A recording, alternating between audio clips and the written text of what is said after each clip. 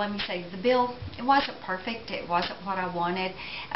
But under the circumstances that we control 1/2 of 1/3 of the government, knowing that the Senate was not going to be able to get 60 votes for more tax cuts, for more spending cuts, for spending caps, we felt like this was the most conservative path that we could travel. It's based on the principles of cutting, capping, balancing, or cutting, controlling spending, and holding accountable the federal government. And I think, most importantly, it takes away President Obama's blank check.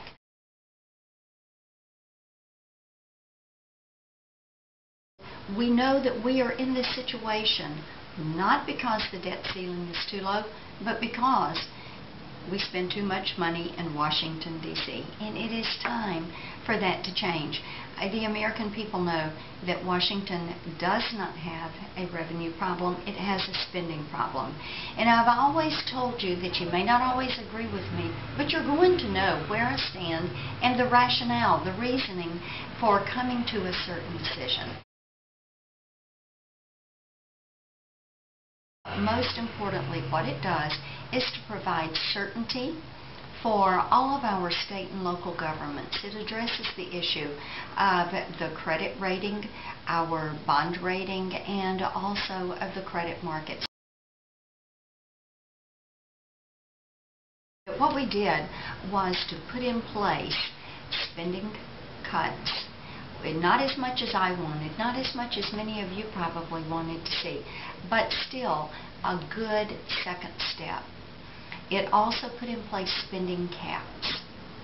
And this is important because for the years from now through 2016, we have a way to arrest that out-of-control Washington spending and to have those caps in place.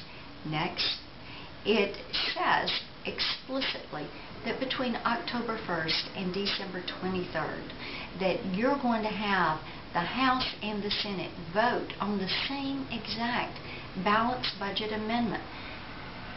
Regardless of how many we pass in the House, the Senate has to take those up. They can't call cloture, they can't table the motion, they've got to stand and take an up or down vote.